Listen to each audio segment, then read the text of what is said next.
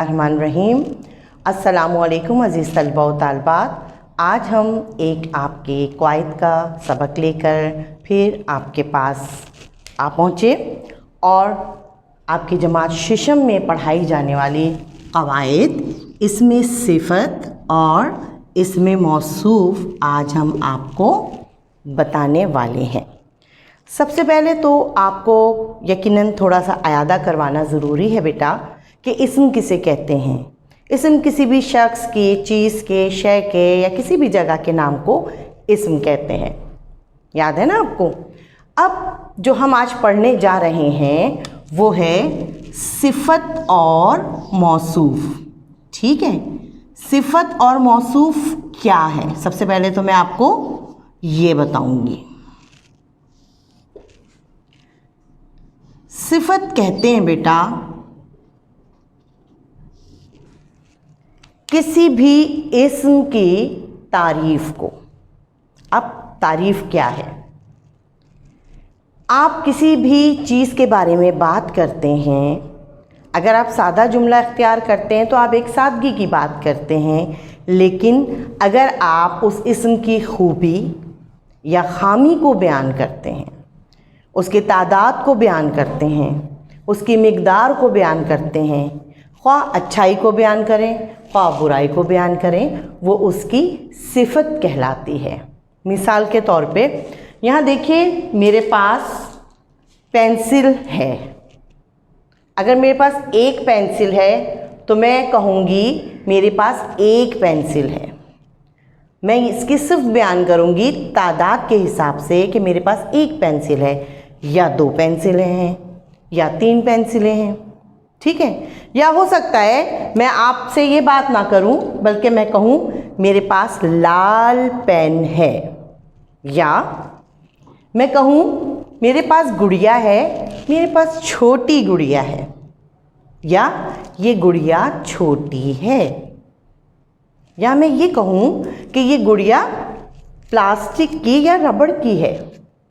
तो मैं क्या बयान कर रही हूं? इन तमाम चीज़ों की खुसूसियत और खूबी या तारीफ़ बयान कर रही हूँ। तो ये इन चीज़ों की, इन तमाम इस्म की क्या है? तारीफ़ है। तो क्या साबित होता है बेटा? सिर्फ किसी भी इस्म की तारीफ़ व तौसीफ़, खूबी व ख़ामी, अच्छाई या बुराई, तादाद या मिक़दार या निस्बत है। आगे चल के आपको इसकी इक़साम भी बताती हूँ। सबसे पहले हम दूसरा यहाँ बयान किया गया लफ्ज़ मौसूफ़ से बहस कर लें। ठीक है, हमने आपको सिफ़त की तारीफ़ बेटा बता दी। अब मौसूफ़ क्या है? मौसूफ़ दरअसल वो इस्म या वो शय है जिसकी हम तारीफ़ बयान कर रहे हैं। जैसे कि मैंने कहा ये नीला पेन है। पेन है ना, ये मार्कर पॉइंटर। अब ये जो पेन है इसकी क्या खूबी है, इसकी क्या तारीफ़ है कि ये नीला है, लेकिन जो सिफ़त इसकी मैं बयान कर रही हूँ, इस चीज़ को, कोई भी शय हो, कोई भी शख्स हो, उसको कहेंगे मौसूफ़। समझ में आ गई बात? मैं दोबारा दोहरा रही हूँ, अच्छी तरह से समझिए बेटा। किसी भी इस्म की तारीफ़ व तौसीफ़, अच्छाई या बुराई, खूबी या ख़ामी, तादाद या मिक़दार कहलाती है उस शय की सिफ़त। और जिस शय की सिफ़त बयान की जाए वो शय या वो इस्म कहलाता है मौसूफ़। मेरे ख़्याल से बहुत अच्छी तरह आपको ये बात समझ में आ गई होगी। अब हम ना सिर्फ ये कि इसकी तारीफ़ आपको कॉपीज़ में लिखनी होगी बेटा, बल्कि हम यहाँ चंद मिसालें पेश कर रहे हैं। अब मैं इन सिफ़त और मौसूफ़ की जो मिसाल बयान कर रही हूँ, गौर से पढ़िएगा बेटा।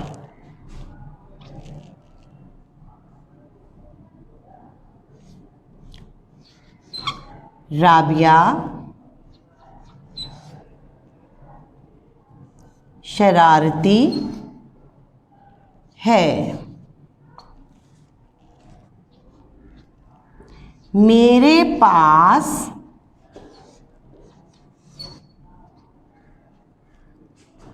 एक छोटी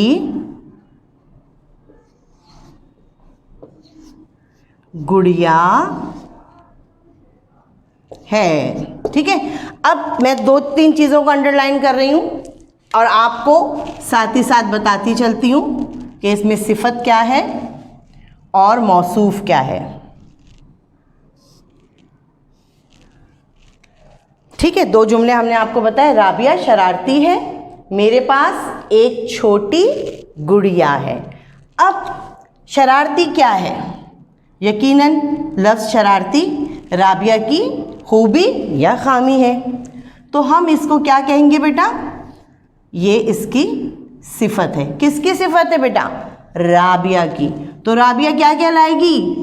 जी शाबाश, राबिया मौसूफ है और इसकी जो हमने शरारती खूबी या खामी बयान की है वो सिफत है। अब आइए, मेरे पास एक छोटी गुड़िया है। अब छोटी क्या है? मैंने अभी आपको गुड़िया दिखाई थी और बताया था ये इसकी क्या है? सिफत है। अब ये सिफत यानी ये जो छोटी है ये कौन है? ये गुड़िया है, लिहाजा ये क्या कहलाएगा?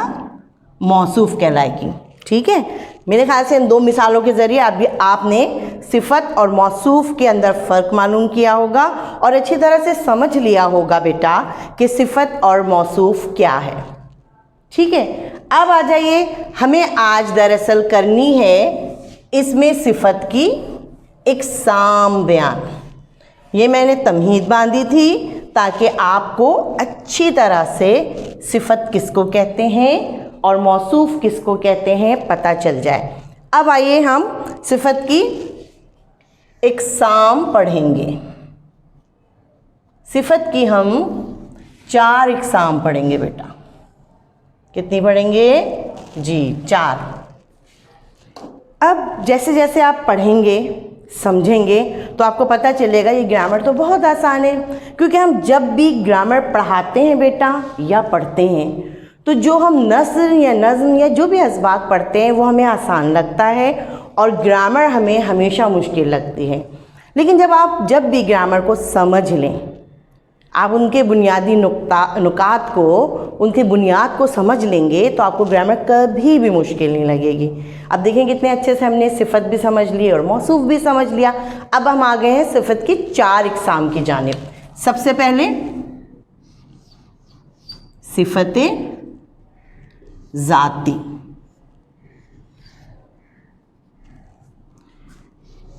दूसरी सिफते निस्बती। ठीक है, तीसरी सिफते अददी। ठीक है, और फिर सिफते मिक़दारी। चलिए अब 1 बाय 1 हम इनके बारे में समझेंगे और आप देखेंगे कि बहुत आसान है तमाम चीज़ों को समझना भी और याद रखना भी। सिफते ज़ाती, सिफते ज़ाती। एक दफ़ा दोहरा दूँ बेटा, गौर से अच्छी तरह से देख लीजिए। सिफत की 4 इक़साम बयान की जा रही है। सिफते ज़ाती, सिफते निस्बती, सिफते अददी और सिफते मिक़दारी। अब आ जाइए सिफती ज़ाती। जैसा कि नाम से ज़ाहिर है बेटा, ज़ात यानी जो भी इस्म है या जो भी शख्स है या जो भी मौसूफ है उसकी ज़ाती तारीफ़ को बयान करना। जैसे ये गुड़िया छोटी है, ठीक है, जैसे ये पेन नीला है, जैसे ये पेन लाल है, या और भी मज़ीद आप अपने तौर से मिसालें दे सकते हैं। किसी की भी ज़ाती सिफत को बयान करना, अली एक बहादुर लड़का है, कुरतुल ऐन हमेशा सच बोलती है, इरम बहुत साफ सुथरी रहती है। ठीक है, ये क्या है? ये फ़र्द वाहिद जो मौसूफ है उसकी हम ज़ाती सिफ़ात को बयान कर रहे हैं। तो किसी भी मौसूफ की या इस्म की ज़ाती खूबी, खामी या बुराई या अच्छाई को बयान करना सिफत ज़ाती कहलाता है। समझ में आ गया? एक दफ़ा और दोहरा रही हूँ बेटा, अच्छी तरह से समझिए।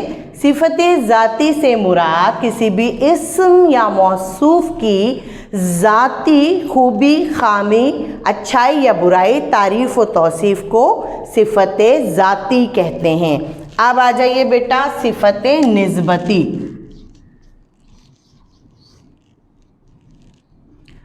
ये है हमारी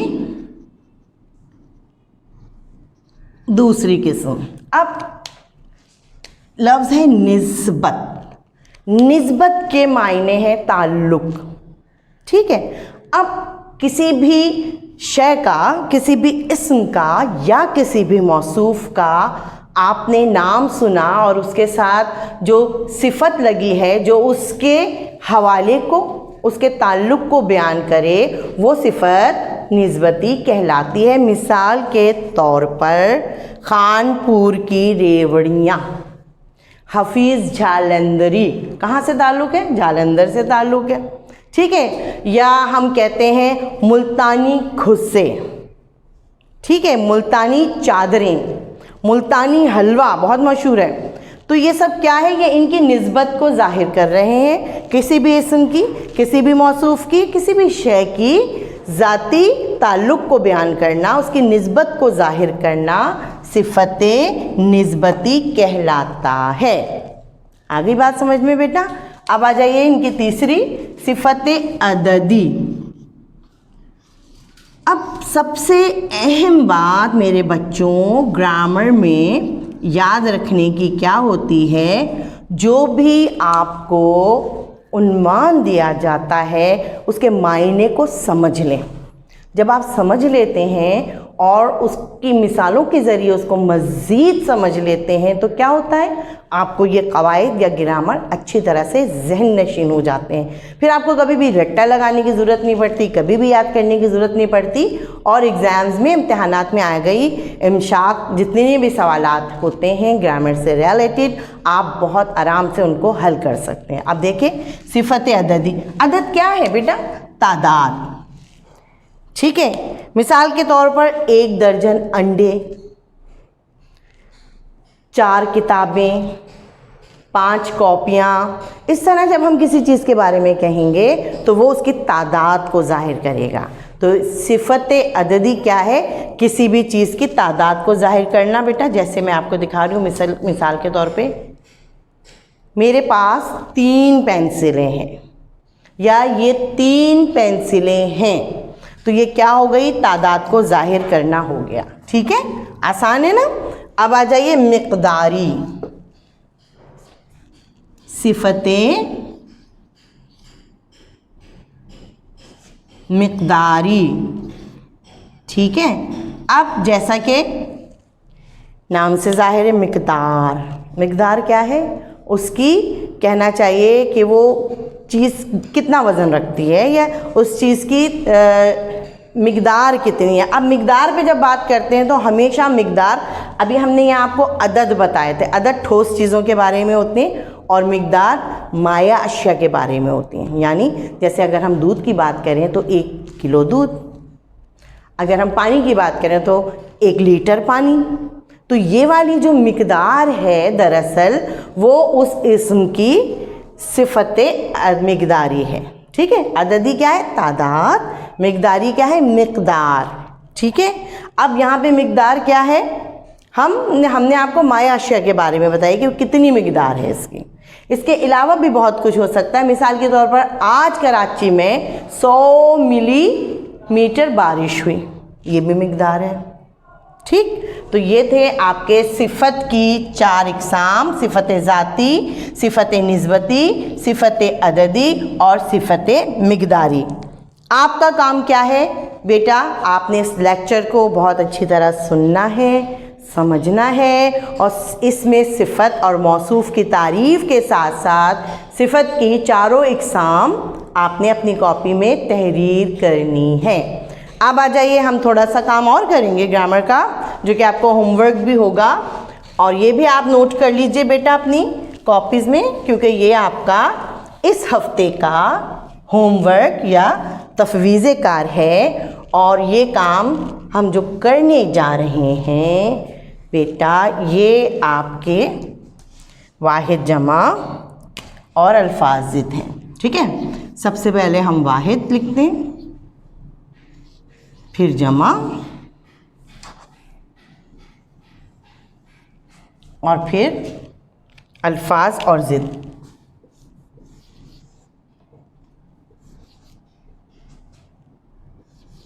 अल्फाज और ज़िद। ठीक है, सबसे पहले हम वाहिद लिखेंगे महफिल,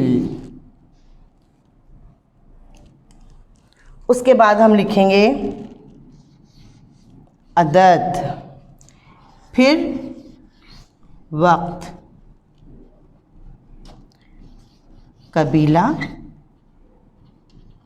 और तर्जुमा। ठीक है, ये हमने आपको 5 वाहिद लिख दिए। अभी मैं इसके आपको बेटा जमा भी बना के समझाती हूँ। महफिल की जमा होगी महाफिल। ठीक है, अदद की जमा होगी अदात, वक्त की जमा औकात, और कबीला की जमा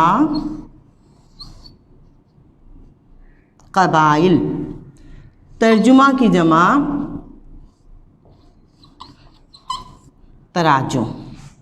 ठीक है, ये वाहिद जमा है। दोबारा पढ़ रही हूँ, गौर से देखिए। महफिल, महाफिल, अदद, एदाद, वक्त, औकात, कबीला, कबाइल, तर्जुमा, तराजुम। अब हम करने जा रहे हैं अल्फाज़िद। ये भी हम 5 ही करेंगे बेटा। अच्छी तरह समझ के अपनी कॉपी में इनका काम कीजिए। नंबर 1 है खालिक, देश,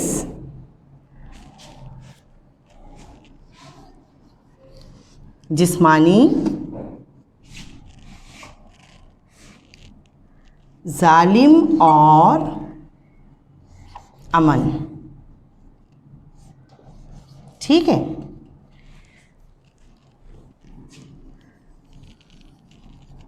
ये भी आपका इस हफ्ते का काम है बेटा।